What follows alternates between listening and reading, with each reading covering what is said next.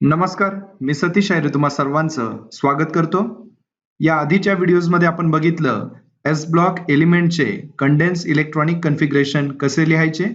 आजच्या या व्हिडिओमध्ये आपण जाणून घेणार आहोत पी ब्लॉक एलिमेंटचे कंडेन्स इलेक्ट्रॉनिक कन्फिगरेशन कसे लिहायचे. तुम्ही पिरियोडिक टेबलमध्ये जर आलात तर पिरियोडिक टेबलमध्ये डाव्या बाजूला 1 पासून तर 7 पर्यंत हे जे नंबर्स तुम्हाला इथे दिसत आहेत त्याला पिरियड नंबर म्हटलं जातं. हे इलेक्ट्रॉनिक कन्फिगरेशन लिहिण्यामध्ये सगळ्यात महत्वाचे असतात. मी पुन्हा एकदा रिपीट करतोय. पिरियड नंबर 1 पासून 7 पर्यंत हे जे नंबर्स तुम्हाला इथे दिसत आहे हे इलेक्ट्रॉनिक कन्फिगरेशन लिहिण्यासाठी सगळ्यात महत्वाचे असतात. हे 1 पासून 18 पर्यंत जे नंबर्स तुम्हाला या पिरियोडिक टेबलच्या टॉप साइडला इथे दिसत आहे त्यांना ग्रुप नंबर असं म्हटलं जातं.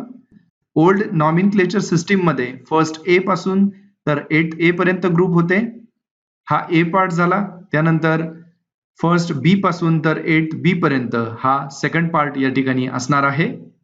आज आपण पी ब्लॉक एलिमेंटचे इलेक्ट्रॉनिक कन्फिगरेशन कसे लिहायचे हे जाणून घेणार आहोत. यासाठी ग्रुप नंबर 13 पासून तर 17 पर्यंत हे ग्रुप आपल्याला विचारात घ्यायचे आहेत. आपण सुरुवातीला ग्रुप नंबर 13 चा विचार करूया. ग्रुप नंबर 13 मध्ये हा नंबर 13 ग्रुप नंबर रिप्रेझेंट करतोय. ओल्ड सिस्टीम नुसार त्याला थर्ड ए ग्रुप असं म्हटलं जात होतं. तर या ठिकाणी मी एक तुम्हाला ट्रिक सुचवणार आहे ग्रुप नंबर लक्षात ठेवायची. ग्रुप नंबर 13 मधला 3 किंवा थर्ड ए मधला हा थर्ड या ठिकाणी रिप्रेझेंट करतोय number of outer shell electrons त्या ग्रुप मधल्या एलिमेंटचे.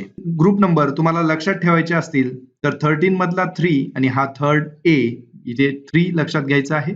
14 मधला फोर्थ हा इथे तुम्ही फोर्थ लक्षात घ्यायचा आहे. 15 मधला फिफ्थ या ठिकाणी पुन्हा एकदा ओल्ड सिस्टीम नुसार फिफ्थ. 16 मधला सिक्स्थ या ठिकाणी सिक्स्थ.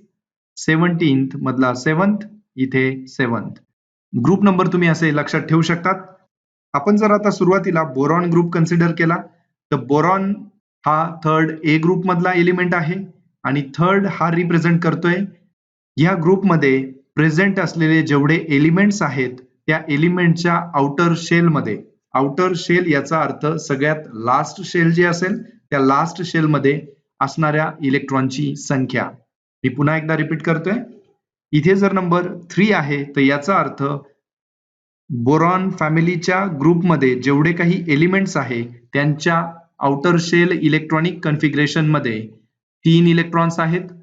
सिमिलरली कार्बन जर फॅमिली घेतली तर कार्बन फॅमिली मधले जेवढे काही एलिमेंट्स असतील तेवढ्या एलिमेंटच्या आउटर शेल मध्ये 4 इलेक्ट्रॉन्स आहेत.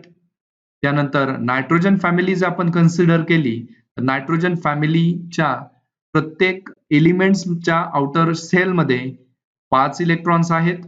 ऑक्सिजन फॅमिली कन्सिडर केली तर ऑक्सिजन फॅमिलीच्या प्रत्येक एलिमेंटच्या आउटर शेल मध्ये 6 इलेक्ट्रॉन्स आहेत. हॅलोजन फॅमिली जर तुम्ही कन्सिडर केली तर हॅलोजन फॅमिली मधल्या प्रत्येक एलिमेंटच्या आउटर शेल मध्ये 7 इलेक्ट्रॉन्स आहेत. आता या ठिकाणी जर तुम्ही आलात तर इथे तुम्हाला पूर्ण पी ब्लॉक एलिमेंट्स दिसत आहे. या पी ब्लॉक मध्ये डाव्या बाजूला पिरियड नंबर आहे. वरच्या बाजूला ग्रुप नंबर 13 to 18 ज्याला ओल्ड सिस्टीम नुसार थर्ड ए पासून तर 7A पर्यंत आहेत. बाजूला इथे 0 ग्रुप किंवा इनर्ट गॅस कोर एलिमेंट्स इथे दिलेले आहेत. आता ह्या ठिकाणी हे इनर्ट गॅस जे एलिमेंट्स आहेत हे लिहायचं कारण यांचाही सगळ्यात मोठा रोल आहे इलेक्ट्रॉनिक कन्फिगरेशन लिहिण्यामध्ये. फर्स्ट पिरियड जर तुम्ही कन्सिडर केला तर फर्स्ट पिरियड मध्ये एकही पी ब्लॉकचा एलिमेंट नाहीये.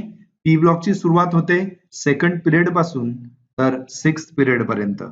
या ठिकाणी एवढीच एक गोष्ट लक्षात घ्यायची आहे. आउटर शेल इलेक्ट्रॉनिक कन्फिगरेशन आपल्याला आता लिहायचं आहे. आउटर शेल इलेक्ट्रॉनिक कन्फिगरेशन तुम्हाला लिहायचं असेल तर तुम्ही या पद्धतीने हा फॉर्म्युला लक्षात ठेवायचा आहे. NS122 NP126 ज्याच्यामध्ये N हा पिरियड नंबर किंवा नंबर ऑफ शेल रिप्रेझेंट करतोय. जी पिरियड नंबर या ठिकाणी तुम्ही 1 पासून 6 पर्यंत बघितला तर तो नंबर म्हणजेच N ची व्हॅल्यू असते. S ही त्या शेल मध्ये असणारी सबशेल आहे आणि त्या सबशेल मध्ये मॅक्झिमम मी इथे दिल्याप्रमाणे 2 इलेक्ट्रॉन्स असतात. जर S सबशेल असेल तर त्यावेळेला 2 इलेक्ट्रॉन्स ही त्याची मॅक्झिमम कपॅसिटी असते. नंतर पी सबशेल आहे आणि पी सबशेलची मॅक्झिमम कपॅसिटी 6 आहे. हा नंबर 1 to 2 आणि 1 to 6 व्हेरिएबल असतो एलिमेंट्स नुसार, म्हणून आपण या पद्धतीचा इथे घेतलेला आहे. या पूर्ण कॉन्फिगरेशनला आउटर शेल इलेक्ट्रॉनिक कॉन्फिगरेशन म्हटलं जातं. त्या व्यतिरिक्त डी सबशेल असेल तर तिच्यामध्ये मॅक्झिमम कपॅसिटी 10 इलेक्ट्रॉनची असते आणि एफ सबशेल असेल तर तिची मॅक्झिमम कपॅसिटी 14 असते. ही गोष्ट या ठिकाणी लक्षात घ्यायची आहे. हे जे कॉन्फिगरेशन आहे याला आउटर शेल इलेक्ट्रॉनिक कॉन्फिगरेशन म्हटलं जातं. जेव्हा तुम्हाला कंडेन्स इलेक्ट्रॉनिक कॉन्फिगरेशन लिहायचं असेल तर त्यामध्ये फक्त इनर्ट गॅस कोर एलिमेंट्स या ठिकाणी ऍड करायचा असतो. दोघांमधला फरक या ठिकाणी लक्षात घ्या. याला म्हटलं जातं कंडेन्स इलेक्ट्रॉनिक कॉन्फिगरेशन. आता हे पूर्ण पी ब्लॉक साठी असल्या कारणाने मी याला जनरल कंडेन्स इलेक्ट्रॉनिक कॉन्फिगरेशन असं म्हणतोय. आता या ठिकाणी मी हा टेबल तयार केलेला आहे. या टेबलमध्ये ज्या गोष्टी आपण आधी बघितल्या त्याच गोष्टी इथे रिपीट होत आहे. याच्यावरती जास्त विश्लेषण न करता मी नेक्स्ट जो रो आहे त्याबद्दल तुम्हाला सांगतोय. आता जे काही मी तुम्हाला इथे सांगतोय हे काळजीपूर्वक लक्ष देऊन ऐकायचं आहे. यामध्ये थर्ड ए मधला हा थर्ड नंबर इथे लिहिलाय, फोर्थ ए मधला हा फोर्थ नंबर इथे लिहिलाय, नेक्स्ट फिफ्थ ए मधला हा फिफ्थ इथे लिहिला. अशा पद्धतीने तुम्ही बाकीच्या सर्व ग्रुपसाठी हे राईट करू शकतात. आता आपण आउटर शेल इलेक्ट्रॉनिक कॉन्फिगरेशन लिहिणार आहोत. आउटर शेल इलेक्ट्रॉनिक कॉन्फिगरेशन यामध्ये आपण बघितलं NS1 to 2 NP1 to 6. तर आता हे जे आहेत 3 हे 3 रिप्रेझेंट करतायत नंबर ऑफ इलेक्ट्रॉन्स 13 ग्रुपच्या आउटर शेल मधले. म्हणजेच बोरॉन जर फॅमिली घेतली तर बोरॉन फॅमिलीच्या प्रत्येक एलिमेंटच्या आउटर शेल मध्ये 3 इलेक्ट्रॉन्स असतात. ते 3 इलेक्ट्रॉन्स आपल्याला या कॉन्फिगरेशन मध्ये राईट करायचे आहेत. NS2 S ची कपॅसिटी मॅक्झिमम 2 आहे म्हणून इथे लिहिला आहे 2. नंतर N त्यानंतर आपल्याला एक इलेक्ट्रॉन या ठिकाणी लिहायचं आहे म्हणून इथे लिहिला आहे NP1. दोघांची टोटल ही या ग्रुप नंबर बरोबर मॅच झाली पाहिजे. NS2 हा प्रत्येक ठिकाणी आता तुम्ही जर बघितला तर हा कॉमन असणार आहे, त्याच्यामध्ये कुठलाही बदल होत नाही. जर तुम्ही पी ब्लॉक एलिमेंटचा स्टडी करताय तर फक्त पी जी सबशेल असेल त्या पी सबशेल मध्ये हा बदल होत असतो. इथे NS2 S ची कपॅसिटी मॅक्झिमम 2 आहे म्हणून 2 + 2 इथे टोटल होत आहे 4. त्यानंतर NS2 पुन्हा कॉमन P3 3 + 2 5 नंतर 2 + 4 6. तर अशा पद्धतीने तुम्ही इतर एलिमेंट साठी हे लिहू शकतात.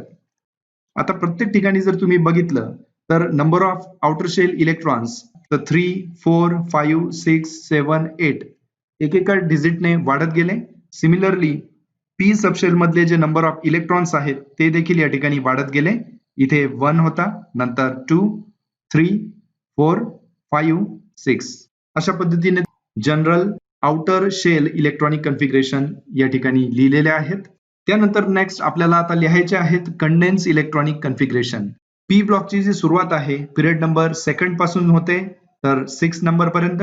सुरुवातीचे 2 जे एलिमेंट्स आहेत त्याच्या आधी डी ब्लॉक एलिमेंट्स ऍब्सेंट आहे म्हणून इथे D block elements electronic configuration मध्ये तुम्हाला लिहायची आवश्यकता नाहीये. 4 जर तुम्ही पिरियड कन्सिडर केला तर या 4 पिरियड मध्ये गॅलियम जर हा फर्स्ट पी ब्लॉकचा एलिमेंट असेल तर त्याच्या आधी डी ब्लॉक एलिमेंट्स तुम्हाला इथे दिसतोय म्हणून डी सबशेल या ठिकाणी ऍड करणं आवश्यक आहे. नेक्स्ट जर तुम्ही 5 मध्ये कन्सिडर केला तर सिमिलरली 5 जो आहे इंडियम आहे 5 पिरियड मधला पी ब्लॉक एलिमेंट म्हणून त्याच्या आधी डी ब्लॉक एलिमेंट्स तुम्हाला ऍड करणं आवश्यक आहे म्हणून 4th आणि 5th मध्ये डी ब्लॉक एलिमेंट्स ऍड केलेले आहेत. 6 मध्ये जर तुम्ही बघितलं तर थॅलियमच्या आधी इथे डी ब्लॉक एलिमेंट्स आहेत म्हणून डी सबशेल इथे लिहिलंय.